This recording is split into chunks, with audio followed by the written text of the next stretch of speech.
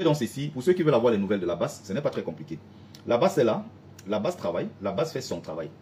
Donc, je disais, avant d'entrer dans un certain nombre de détails, il va falloir expliquer pour que les gens comprennent très bien. Et quand je parle de la base ici, c'est la base qui est sur le terrain que vous voyez régulièrement. C'est cette base-là qui est dans des opérations coup de poing. C'est cette base qui est partout sur le terrain. Il y a des gens qui ne comprennent pas. Et c'est normal que vous ne compreniez pas. C'est pour ça qu'il faut toujours être dans la pédagogie. Les gens confondent des choses. Bon. Il y a une et une seule base. Brigade anti-Sardina. Il y a une et une seule, mais à l'intérieur des bases, il y a des différentes tendances. À l'intérieur des bases, vous avez par exemple d'autres entités à l'intérieur de la base. Je m'arrête sur le cas de la base France. Cette base-là qui est sur le terrain et qui mène des opérations. Vous avez vu récemment, quand on a annoncé que le président Kamto ne sera pas candidat, quand sa candidature a été rejetée par Elekam, avant le contentieux, n'est-ce pas, préélectoral, nous sommes allés devant l'ambassade, nous sommes allés crier notre désarroi, nous sommes allés crier notre ras-le-bol, vous dire que ce n'était pas normal ce qui est arrivé au président Maurice Kamto, au Manidem et surtout au peuple camerounais, parce que cette injustice-là, c'est notre peuple qui est humilié à l'international. Vous avez bien vu que j'étais présent. Vous avez vu, n'est-ce pas, la basse maison-mère que nous sommes. Vous avez vu le général Wanto, vous avez vu Landry Yamsi, le commandant en chef, vous avez vu Winnie Savannah, vous avez vu Lucie Pauline, vous avez vu Olivier Tchanan, vous avez vu Christian La Puissance, vous avez vu tous les combattants Prosper Smith, vous avez vu les combattants que vous connaissez, vous avez vu les Cambois La Panthère, vous avez vu tous ces gars que vous connaissez. C'est la même équipe qui est sur le terrain. C'est la base que vous connaissez qui est sur le terrain. Nous, on parle des actions sur le terrain. On ne parle pas de ceux qui sont allés, soi-disant, légaliser une base quelque part. Et ils disent qu'ils sont la base légale, mais on ne les voit jamais sur le terrain. Ils sont allés légaliser comme tout le monde peut aller légaliser une association à la préfecture. Mais c'est des gens que tu ne verras jamais sur le terrain en train de mener une opération. Pourquoi? Parce que c'est des gens qui ont été compromis avec, n'est-ce pas, qui sont dans des compromissions, qui sont dans des accords tacites, qui sont dans la trahison, même disons les choses telles qu'elles sont, du combat que nous menons. Deuxième raison, vous avez des gens qui veulent exister. Vous avez des gens qui voulaient des postes. Vous avez des gens qui voulaient briller, des gens qui voulaient se faire connaître, qui voulaient se faire un nom. D'où la légalisation, tous azimuts, des bases à gauche, à droite, où vous ne voyez pas ces gens sur le terrain d'un, de deux. Et ces gens n'ont pas d'équipe. C'est-à-dire que quand vous avez ce qu'on appelle une base coquille vide, comme la base de quelqu'un qui s'appelle Collins Nana, Collins Nana qui est un détraqué tout simplement, un dégénéré, qui, on a fait ce qu'on appelle une erreur de casting, n'est-ce pas? Une grosse erreur d'ailleurs de casting. Et on s'est levé. On a essayé de faire le travail qu'il fallait parce qu'il fallait remobiliser les troupes en France, remettre, n'est-ce pas, la base sur pied, remettre, n'est-ce pas, le combat en France, n'est-ce pas, sur les combattants, n'est-ce pas, prêts, n'est-ce pas, à aller affronter, quoi, aller au combat. Il fallait, n'est-ce pas, préparer déjà les troupes, en rang de les mettre en rang de bataille. Et donc, il fallait structurer la base. Qu'est-ce qu'on s'est dit? On s'est assis, on a discuté pendant des heures et des heures en réunion. On s'est dit, on va remettre les choses en place. Donc, le 19 janvier, on s'est assis.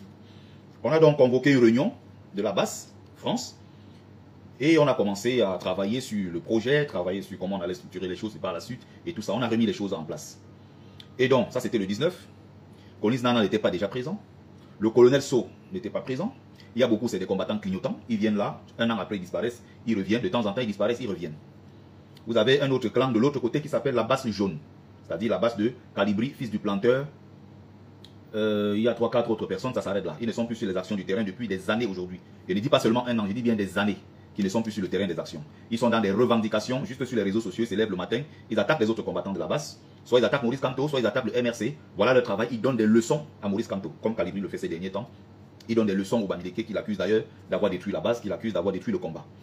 Donc vous avez cette entité qui s'appelle la base jaune. Donc quand nous on s'était engagé à restructurer la base en janvier 2025, on les a invités, on a dit, venez qu'on se mette ensemble, n'est-ce pas, pour compétir. C'est-à-dire qu'on va organiser les élections. Celui qui va gagner sera commandant en chef, celui qui sera porte-parole. Il y a des postes à pourvoir. Si vous êtes intéressés, venez nous rejoindre.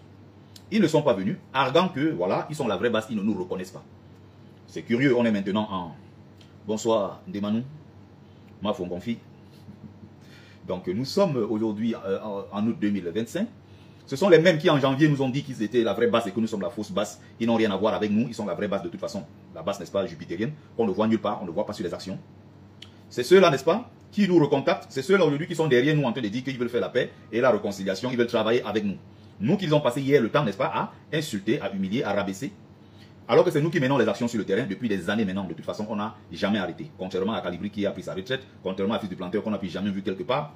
Donc, ils sont là-bas, dans un petit cercle avec quelques 2-3 personnes qui les accompagnent. Voilà ce qu'ils appellent le base jaune. C'est aujourd'hui devenu une base de frustration, où ils sont juste là pour commenter, insulter. Voilà ce qu'ils savent faire à longueur de journée. Quand on mène une initiative, une belle initiative, n'est-ce pas, pouvant apporter un plus au combat, ils font des contre-communiqués. Comme vient de faire, n'est-ce pas, Collins Nana, qui est seul avec le colonel Sow dans sa base noire. Ils ont fait pour dire qu'ils ont fait un communiqué, quoi, bon, comme ils font tout le temps, pour dire que la brigade anti-Sardina, la base France n'a rien à voir avec le boycott de Fleur de Lille.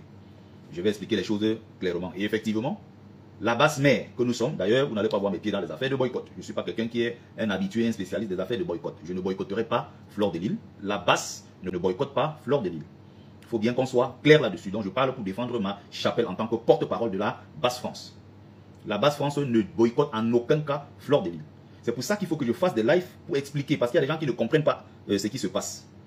Il y a une brigade de boycott qui est à part, qui n'a rien à voir avec la base. Même si vous pouvez voir quelques éléments de la base à l'intérieur, avec des personnes lambda qu'on ne connaît pas, il y a des gens qui sont seulement là, leur spécialité, ils sont dans les boycotts, mais ils ne font pas partie de la base. En tant que porte-parole de la base France, je dis ici de façon très claire que la base ne boycotte personne. La base France ne boycotte pas Fleur de Lille. C'est le porte-parole qui parle. Donc en dehors de moi, quand je dis que je prends la parole, je parle au nom de la base. Donc les gens peuvent dire ce qu'ils veulent à gauche, à droite, ça c'est leur problème. Mais quand je parle en tant que porte-parole de la base France. C'est comme au Cameroun, le porte-parole reconnu du gouvernement camerounais s'appelle René Sadi. Quand il parle pour le compte du gouvernement camerounais. Et sa parole fait foi. Atangandi peut dire ce qu'il veut, Grégoire Ona peut dire ce qu'il veut, il n'est pas porte-parole du gouvernement. Famen Ndongo peut dire ce qu'il veut, il est porte-parole du RDPC. RDPC est un parti politique, c'est une association et qui n'est pas l'État du Cameroun. Donc quand je parle en tant que porte-parole de la base France. Et j'explique bien ceci que ne mêlez pas la base à ce que nous sommes en train de faire. La base est sur le terrain, la base est en train de travailler, la base est concentrée et nous sommes en train de faire le nécessaire pour accompagner les différentes actions qui vont se mener sur le terrain au Cameroun, des actions qui se préparent ici sur place en France. Nous sommes en train de travailler sérieusement. Donc j'étais en train d'expliquer ceci. J'explique pour qu'on se comprenne très bien. Donc, vous avez une entité, base jaune. Vous avez une autre, avec 2 personnes, bon, parfois des gens qui parlent, parfois on ne sait pas pourquoi ces gens-là parlent, et qui parlent au nom de la base. Bon, toujours est-il qu'on va considérer comme une entité de la base. Donc, Collins Nana et Colonel So sont des gens qui sont avec nous. On va donc faire des élections. Je suis élu porte-parole. Colonel So est élu adjoint. Le premier s'appelle Collins Nana et tout. Et après, maintenant, la dictature va commencer. C'est Collins Nana qui est administrateur seul dans tous les groupes. C'est lui qui commande tout le monde. C'est lui qui décide si le porte-parole doit parler ou pas. C'est lui qui décide avec qui il va aller à tel. C'est lui qui décide qui il va rencontrer. C'est lui qui, au nom de la base, contrôle tout comme tout bon dictateur. Et en plus qu'il soit un bipolaire. Il va créer beaucoup de problèmes. Premier problème avec moi, il va m'attaquer dans tous les sens. Il va casser mon pouvoir en tant que porte-parole parce que lui, il veut parler, il veut communiquer, il veut tout faire. Il va avoir des problèmes avec la communication, avoir des problèmes avec les statuts. Il va rendre compte à personne et il va s'organiser derrière avec un petit clan autour de lui. Finalement, ce clan-là même va s'effriter et il va se retrouver aujourd'hui presque tout seul largué. Et nous sommes, n'est-ce pas, des pro-Camto. Lui va décider qu'on ne parle pas de Camto. On va lui dire, monsieur, ici, nous sommes des pro-Camto. Donc lui, il est prêt avec son objectif, c'était quoi? Porter la basse, prendre nos énergies, toute la force qu'on donne à cette lutte pour aller vendre ça au plus offrant.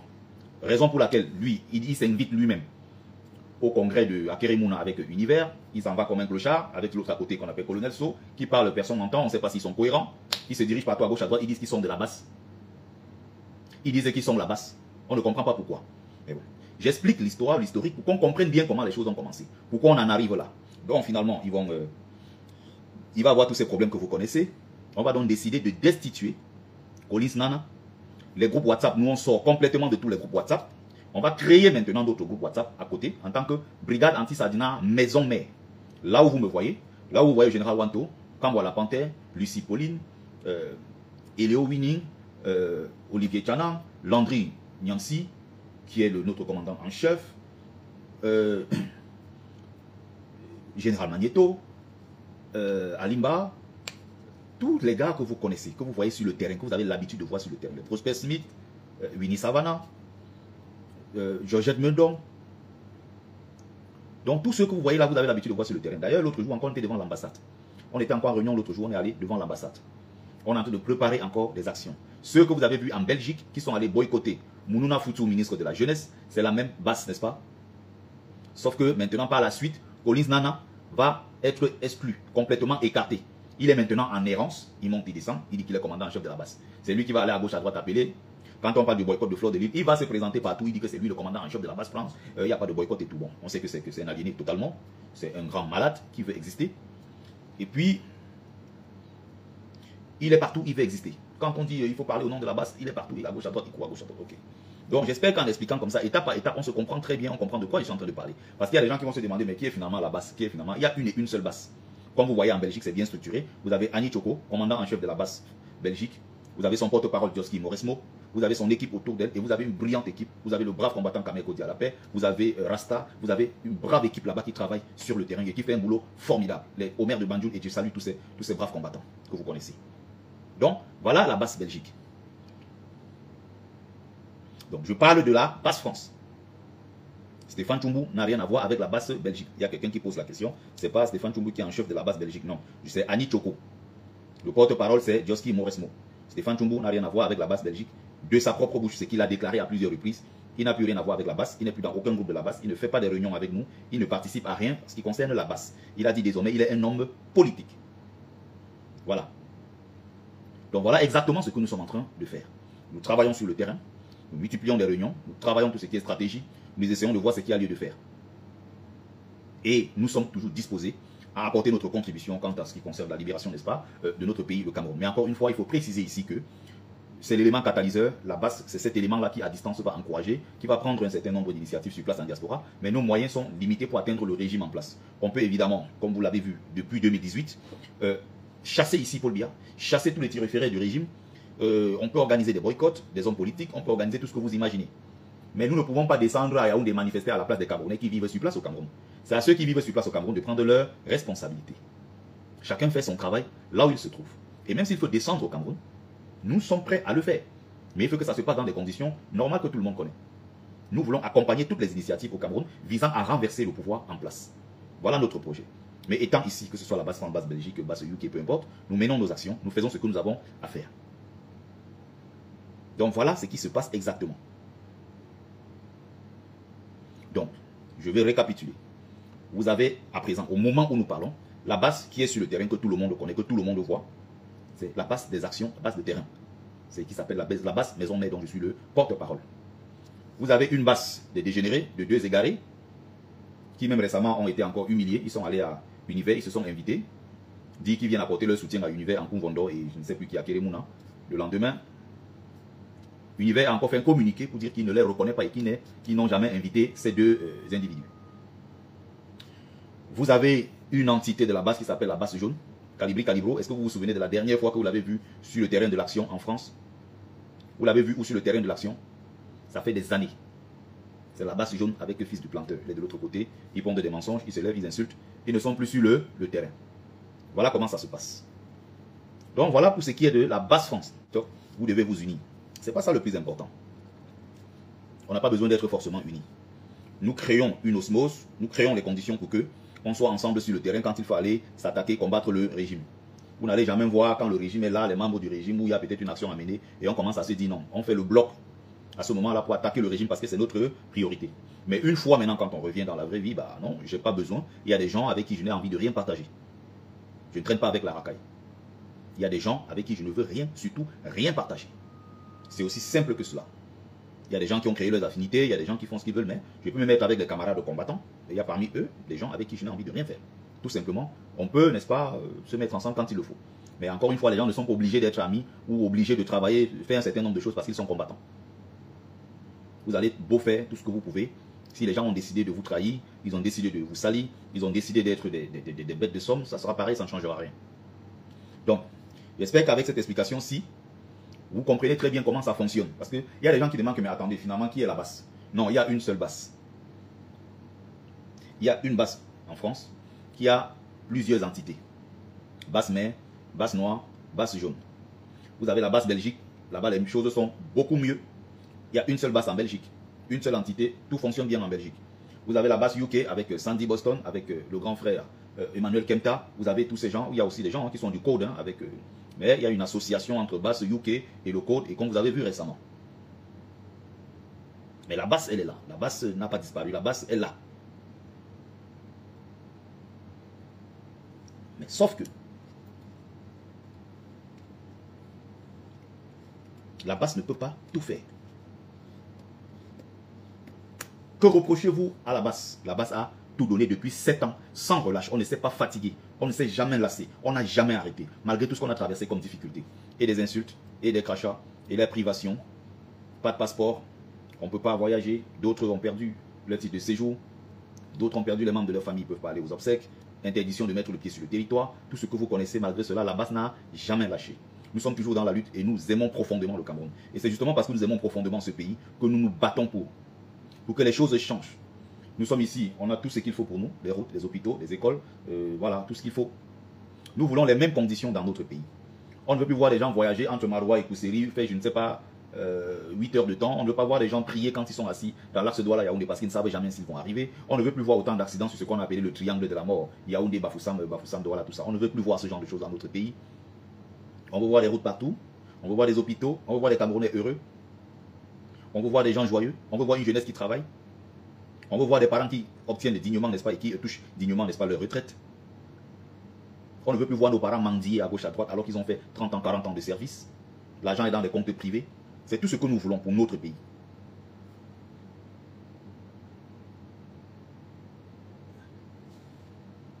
Et vous ai dit, soit vous suivez ce que je dis. Si vous n'êtes pas intéressé, vous partez. Donc si vous restez là, restez poli. Vous mettez un commentaire déplacé, vous êtes viré. Chez moi, ça ne pardonne pas. Je ne fais pas la course aux followers. Je ne demande pas des cadeaux aux gens. Je ne suis pas ici pour me faire des amis. Si on est là pour parler du Cameroun, on se respecte. Villageoise du Quat est déchaînée pour le boycott de Mafo. Ça, c'est elle. Je suis porte-parole de la BAS. Ça ne me concerne pas. Ça ne concerne pas la BAS France. Il faut que cela soit très clair. Il y a une brigade qui s'appelle la brigade des boycotts. Comme il y a ceux qui ont créé la brigade anti-distraction, il y a ceux qui ont créé la brigade anti-tribalisme. Il y a plusieurs brigades. La BAS France ne boycotte pas Fleur de Lille. Donc s'il y a quelqu'un qui est légitime, quelqu'un qui est légal pour en parler, je suis le porte-parole de la BAS France. Et ma parole fait foi. Quand je parle au nom de la BAS France. Maintenant, si les gens se décident d'aller la boycotter ou ne pas boycotter, ça c'est leur problème. Donc, j'étais en train de dire ici que, nous voulons, c'est parce que justement nous voulons voir ce genre de choses dans notre pays, que nous nous battons. Nous aimons profondément ce pays. Le pays a toutes les richesses possibles pour que les Capo Savana, comme c'est le cas, je ne sais pas, pour Mado Keraro, c'est le cas de, je ne sais pas qui, Landry Djantou, vous avez tous ceux que vous voyez, Christian La Puissance, récemment encore, il a fait un enfant. Tous ceux que vous voyez sont des personnes responsables. C'est des gens qui ont une vie, comme on dit. C'est des gens qui travaillent. Certains, même parmi nous, gagnent très bien leur vie. Il y en a qui se débrouillent, il y en a qui sont... Il y a maintenant en face des gens qui, pendant des années, ont tout essayé, mais ça ne marche pas. Et ça ne marchera jamais. Ils ont essayé de nous présenter comme des voyous. On n'est pas des voyous. Oh, c'est des casseurs d'ambassade, ça ne marche pas comme ça. Ça ne marchera jamais. Ils nous ont présentés comme des quoi, des illettrés. La preuve, nous ne sommes pas des illettrés. Vous n'êtes pas plus lettrés que nous. Nous avons fait des études. Nous avons fait des études. Ce n'est pas parce que nous n'avons pas eu cette chance-là d'être dans la mangeoire assis au pays que nous n'avons pas fait d'études. Non, il y a beaucoup parmi nous qui sont des diplômés, des gens qui ont des compétences. Vous avez parmi nous des ingénieurs. Vous avez parmi nous des gens qui ont fait, voilà, des questions comment je suis arrivé en Europe. Je suis en train d'en parler. Je suis arrivé par le désert et par la mer. Donc je suis doublement révolté. Quand j'arrive dans un pays comme le Maroc qui n'a presque rien, un pays comme le Maroc où il n'y a pas grand-chose, quelques poissons, un peu de phosphate et du tourisme, ce pays évolue à une vitesse qui ne dit pas son nom. Vous savez, l'immigration aujourd'hui est en train de se faire dans le sens contraire. Vous connaissez le nombre aujourd'hui d'Espagnols qui vont chercher du boulot au Maroc? Vous connaissez aujourd'hui le nombre de Marocains nés, grandis en Europe, en Hollande, en France, en Italie, en Espagne, un peu partout, en Angleterre, qui sont en train de plier bagages pour aller s'installer au Maroc, créer des entreprises là-bas. Le nombre est incalculable. Ce pays est en train d'avancer à une vitesse qui ne dit pas son nom.